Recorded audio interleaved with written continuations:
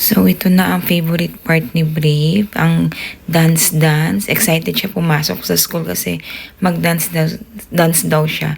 So, ang sinayaw nila is Dreamer na yata ng BTS. So, hindi natin pwedeng i-play kundi tayo ay makaka-copyright. 2,000 years later.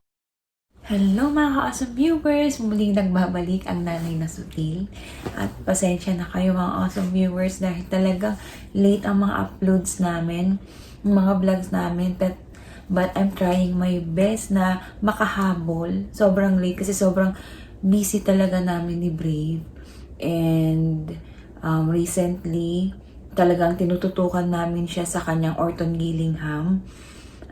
Talagang nagsisimula na siya makabasa through sounds kasi si Brave before nagbabasa siya through selective memory, kung ano lang gusto niya basahin, kung ano lang interesado siyang basahin.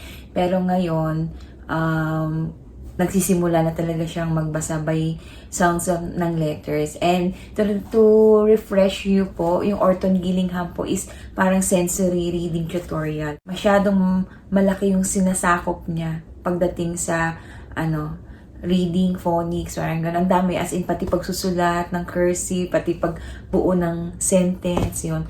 Pero, tutok kami sa reading niya. We're getting there na talaga. Sped tutorial niya naman, more on math.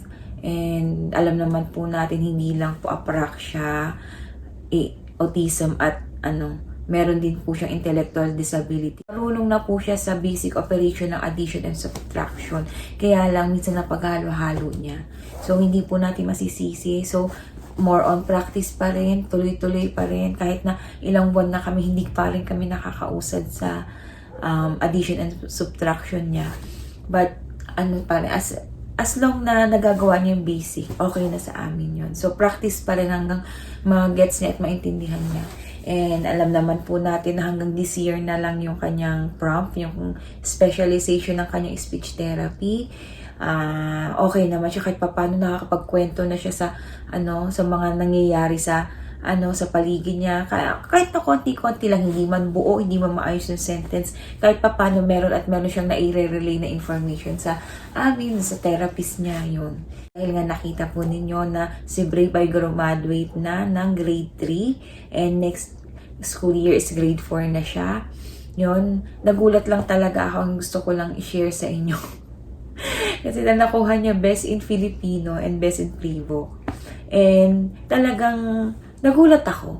Kasi talagang best in Filipino? Talaga? Yung Pre-Voc okay pa kasi dito sa bahay kaya niya na maghugas ng plato, nagwawalis na siya, nagtitiklop na siya ng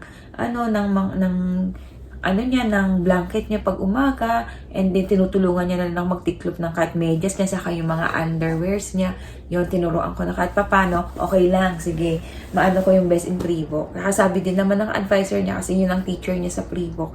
Nung time na sila naglaba, nagulat siya kasi si Brave marunong magkusot. Kasi si Brave dati, pinahabayaan ko lang makipag sa akin pag naglalaba. Kaya lang ngayon malaki na, tapos naglalaro pa, kaya hindi ko na masyado But still, darating tayo sa mga yan kasi pagkatapos nitong therapy niya, more on life skills na talaga kasi malaki na talaga si Brave. So, tangkad na nga siya sa akin eh.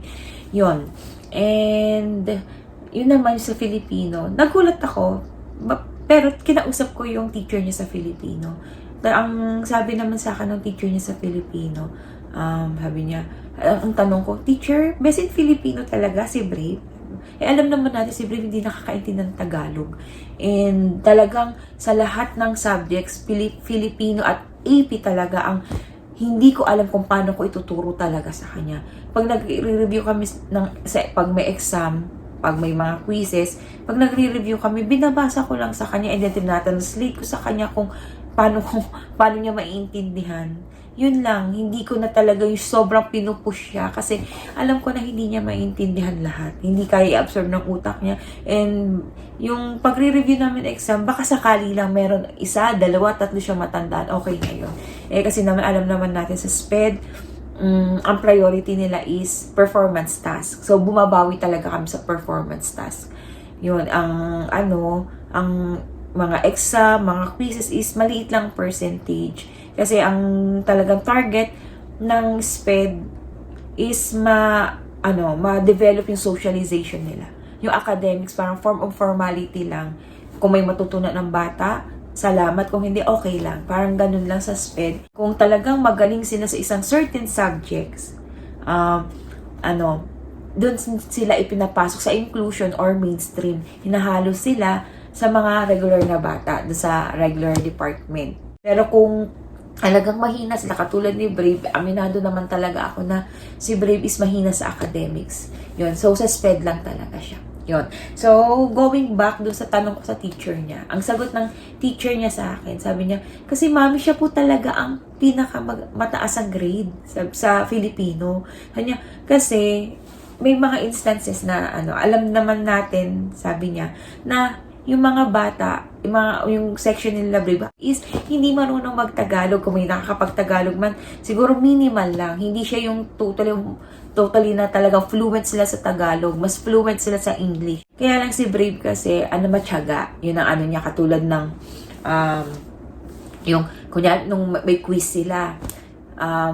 Nung nagpa-quiz ang teacher, lahat sila 0. Kasi ang hirap ng lalo na yung mga, yung magkasing kahulugan or synonym sa Tagalog. Ang hirap, di ba? Ang pinapagawa ng teacher, pag ganun, ang nila, ipapauwi na lang. Yung quiz, pinapauwi. Para sagutan na lang sa bahay, ganun. Kaya lang si Brave laging may extra points. Alam niyo kung bakit. Matyaga kasi magsulat si Brave. Tinatapos niya talaga, pinapasa niya talaga kahit 0. Yung ibang classmate niya hindi nagsusulat. Yun nga, ayaw magsulat, wala sa mood, nagwawala. Mga ganong instances.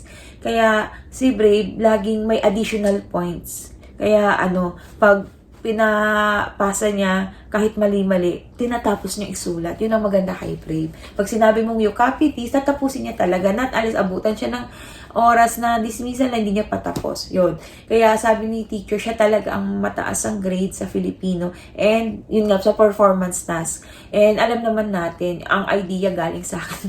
Pagdating sa performance task, siya lang yung pinagsusulat ko. Kung ano man yung mga projects na pinapagawa ng mga teachers, talagang ang idea sa akin. Kaya lang, hindi naman pwedeng ako lang ang gagawa. Meron at merong part na ginagawa si Brave magsulat or ine-explain ko muna kung ano yung gagawin namin. Mga ganon. Hindi pwedeng ako lang. So, siya ang naging best in Filipino and best in pre-book. Nakakatuwa. 2 subject yun.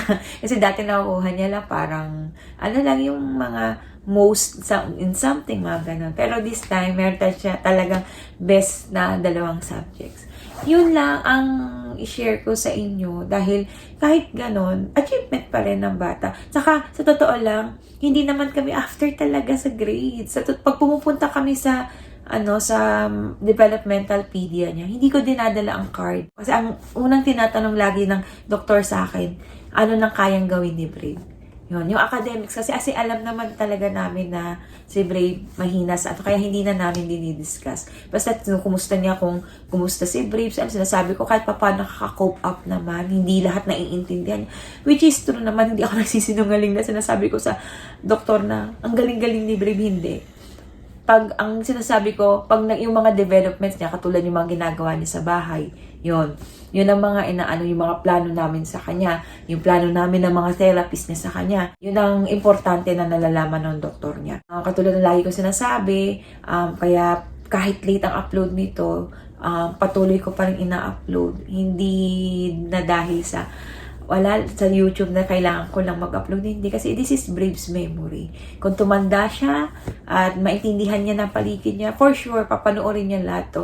Actually, pinapanood niya pa rin lahat ng mga videos namin kahit na yung maliit pa siya. And hindi lang siya ang nakikinabang lang, pati mga pamangkin ko, pag nakikita nila yung mga sarili nila nung maliliit sila, natutuwa din sila sa sarili nila. So, which is, and this is something na parang gift ko kay Brave na makita niya yung hirap namin ni Daddy, yung pagtatyaga ni Mami sa kanya, na para lang turuan siya sa right time na maintindihan niya na lahat yung nasa paligid niya. Minsan may mga ilan-ilan na viewers na nagme-message sa akin, nagtatanong pa rin, and na-appreciate nila yung mga uploads ko kasi yun nga, nakaka-inspire. Kasi nakita nila maliit si Brave, lumalaki na, nakikita din nila yung improvement ni Brave. Kaya yun, from time to time, meron akong natatanggap na messages sa ating mga viewers na nagtatanong kung bakit ganito, paano yung ganito, ganyan. Pero still, ito talaga, kaya ako talaga binuto for Brave's Memories. At least nakasave lang dyan. Anytime na gusto nyo panoorin, andyan ang channel namin. So, sana guys, nagustuhan nyo yung mga little achievements ni Brave. Sinishare ko lang not to boast or talagang gusto ko lang na i-document talaga na itong grade 3, best in Freebook siya, and best in Filipino siya, and hindi madali sa totoo lang. May mga times na nag-aaral kami na minsan napapalo ko, napapagalitan ko. Kasi syempre tao lang tayo, minsan napapagod din, kailangan kong kumilos dito sa bahay, kailangan kong siyang turuan, yun. Pero alam naman ng anak ko, naiintindihan niya na yung galit ni mommy is para sa kanya. Katanungin mo siya kung, do you still love mommy? Even if mommy follow you? Sagot niya, yes. Oo, kasi alam naman niya na love ko siya. Hindi din naman ako perfect na mother. Meron din akong kakulangan. Meron din limitasyon lahat ng kakayanan ko. So, yun. But still, I'm doing everything out of love. Mahal ko yung anak ko. Please continue to subscribe, share, and like our vlogs. Yun lang guys, and always remember, it's okay to be different. Maging mabuti po tayo sa mga batang may kapansanan katulad ng aking baby Brave tulog.